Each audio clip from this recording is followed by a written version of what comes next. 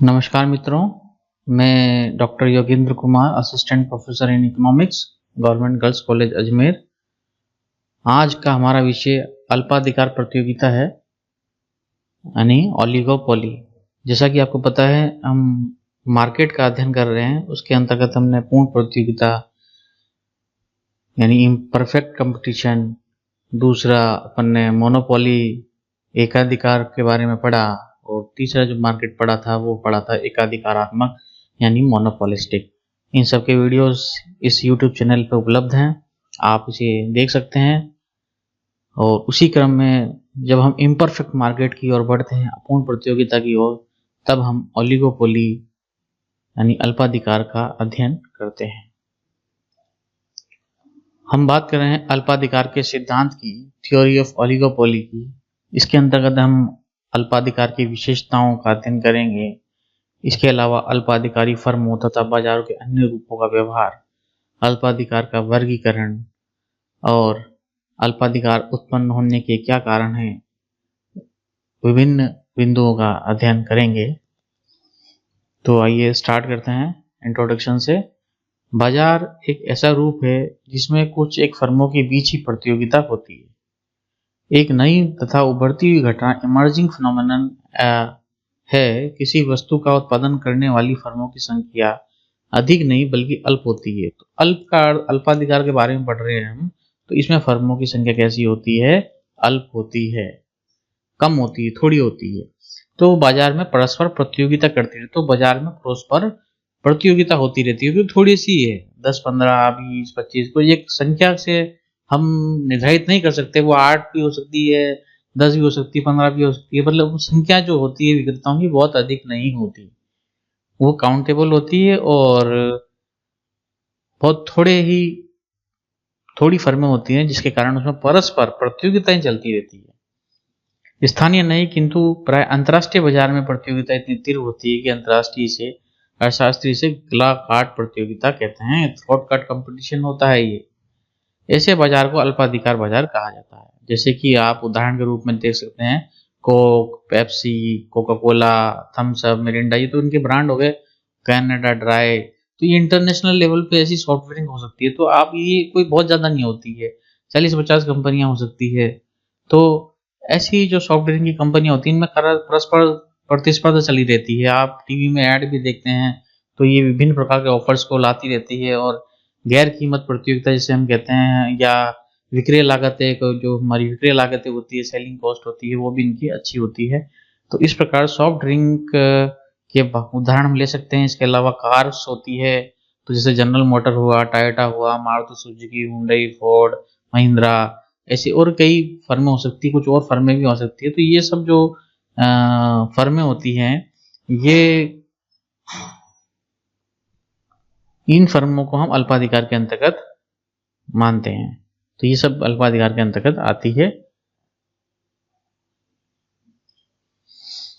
अल्पाधिकार में वस्तुओं की मांग की आड़ी लोच बहुत ऊंची होती है, क्योंकि ये वस्तुएं निकट प्रतिस्थापन होती है। आड़ी लोच मतलब एक वस्तु की कीमत में परिवर्तन होने से दूसरे वस्तु की मांग में क्या परिवर्तन हो रहा है, यानी एक्स वस्तु की कीमत में परिवर्तन। जैसे कि मान लीजिए पेप्सी ने अपनी कीमत में परिवर्तन किया, वो सस्ती कर दी, तो कोक की कीमत पर क्या, कोक की मांग पर क्या प्रभाव पड़ेगा? तो जो भी निकट वस्तुएं होती है, वो तुरंत मार्केट में उनकी एक्टिविटी, उनकी पॉलिसी चेंज हो जाती है, क्योंकि ये लगातार प्रतियोगिता के अंतर्गत रहती है। तो इस पे हम आगे बढ़ते हैं, अल्पाधिकार की विशेषताओं की बात करते हैं। विशेषता क्या होती है? अल्पाधिकार की प्रथम विशेषता से बात करते हैं हम, थोड़े से विक्रेता और अनेक क्रेता। तो इसमें जो विक्रेता, जैसे मैंने बात हुई, अल्प होते हैं, थोड़े होते हैं, तो थोड़े से विक्रेता होते हैं। अल्पाधिकार बाजार की उस अवस्था को कहते हैं जिसमें कुछ ही फर्मों का उद्योग में बोलबाला होता है। उदाहरण के लिए भारत में 4 कंपनियां, मारुति, हुंडई, सेलो, टाटा 90, 25 से छोटी कारों का उत्पादन करती है। यानी छोटी कारों की बात करें, हम बड़ी कारों की नहीं करते। तो छोटी कारें जो होती है वो इस 4 कंपनियां करती हैं। इसके अलावा 1-2 कंपनियां और हो सकती है, ठीक है। तो मतलब कुल मिलाकर थोड़ी सी कंपनियां होती है। अल्पाधिकार फर्मों द्वारा उत्पादित की जाने वाली समरूप या विभेद मूलक हो सकती है। वो एक जैसी भी हो सकती है या विभेद मूलक भी हो सकती है। फर्म अपनी क्रियाओं द्वारा कीमत का उत्पादन की मात्रा को प्रभावित कर सकती है, यानी कि अपनी कीमत तथा उत्पादन की मात्रा को प्रभावित करती है। अल्पाधिकार में क्रेताओं की संख्या काफी अधिक होती है। तो जो ओलिगोपोली हो गया, अल्पाधिकार हो गया, इसमें क्रेताओं की संख्या काफी अधिक होती है परंतु विक्रेता जो होते हैं वो थोड़े से ही होते हैं। नंबर 2, समरूप या विभेदीकृत वस्तुएं, होमोजीनियस और डिफरेंशिएटेड प्रोडक्ट। तो इसकी बात करते हैं अल्पाधिकारी उद्योग में फर्म या तो समरूप या विभेदीकृत वस्तुओं का उत्पादन करती है। यदि फर्म समरूप वस्तु का उत्पादन करे, जैसे कि सीमेंट हुई, सीमेंट सबकी एक जैसी होगी, उसमें कोई रंग रूप गुण आकार की बात होगी नहीं, ठीक है, सीमेंट या स्टील, तो उद्योग का शुद्ध या पूर्ण अधिकार का ओलिगोपोली कहते हैं। ये पूर्ण अल्पाधिकारी प्योर और परफेक्ट हम ओलिगोपोली होता है, क्योंकि ये एक जैसी वस्तु होती है। यदि फर्म भेदमूलक वस्तु का उत्पादन करे, जैसे मोटर कार है, जैसे मोटर कार होती है, ठीक है, कार्स होती हैं, कार्स में क्या होता है वो कुछ ना कुछ फीचर्स चेंज कर देते हैं, तो विभेदीकृत या अपूर्ण अल्पाधिकार कहलाता है। ये इम्परफेक्ट ओलिगोपोली का एक अच्छा उदाहरण हो सकता है, ठीक है। नेक्स्ट हम बात करते हैं तीसरा बिंदु है परस्पर अंतर्निर्भरता, म्यूचुअल इंटरडिपेंडेंस।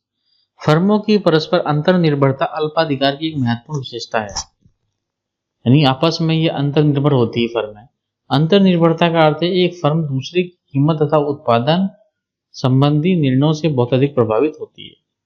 जैसा कि हमने पहले भी बताया कि एक वस्तु आड़ी लोच बहुत अधिक होती है, एक वस्तु की कीमत में परिवर्तन होता है तो वाय वस्तु की मांग में भी परिवर्तन होगा। तो ये आपस में एक दूसरे से इंटररिलेटेड इस प्रकार से होती है, एक दूसरे की फर्म की कीमत और उत्पादन संबंधी निर्णय प्रभावित होते हैं।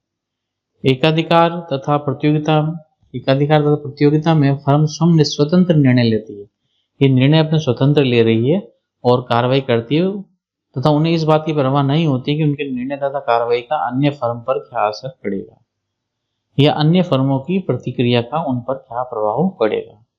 किंतु एक अल्पाधिकारी फर्म स्वतंत्र निर्णय नहीं ले सकती। जो अल्पाधिकारी फर्म होती है वो स्वतंत्र निर्णय नहीं ले सकती, क्योंकि वो परस्पर एक दूसरे से अंतर्निर्भर होती है। क्योंकि अल्पाधिकार में फर्मों की छोटी सी संख्या एक दूसरे को प्रतियोगिता करती है, इसलिए एक फर्म की बिक्री उस फर्म द्वारा ली जाने वाली कीमत तथा अन्य फर्मों द्वारा ली जाने वाली कीमत पर निर्भर करती है।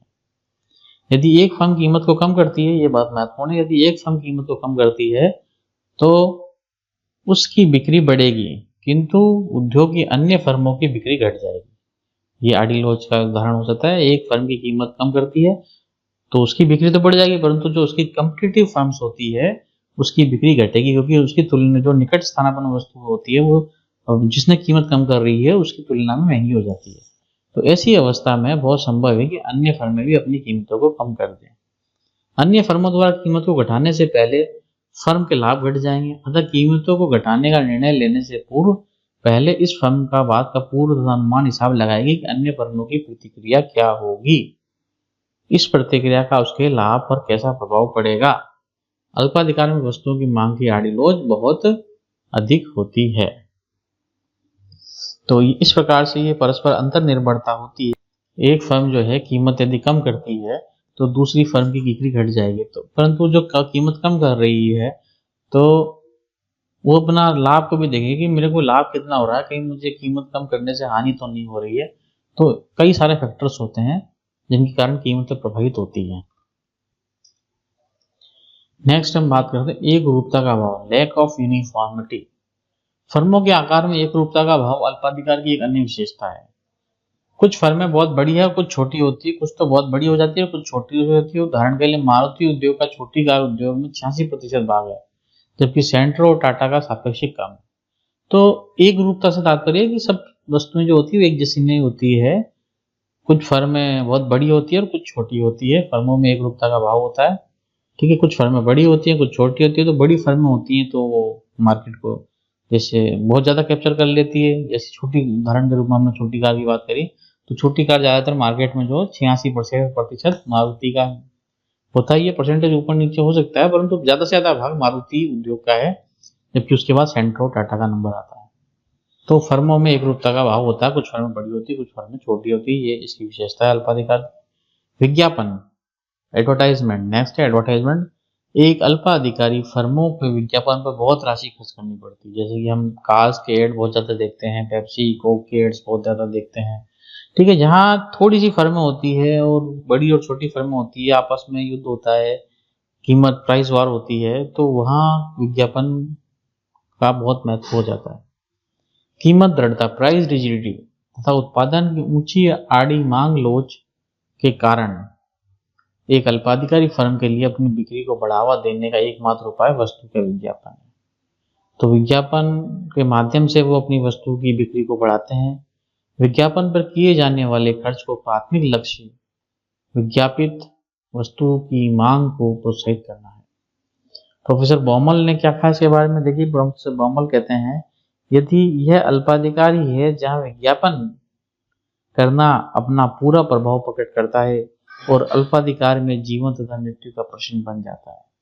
जो फर्में अपने प्रतियोगियों के विज्ञापन बजट के बराबर विज्ञापन पर खर्च नहीं करती उनके ग्राहकों का प्रभाव प्रतिस्पर्धियों की वस्तुओं की ओर हो सकता है।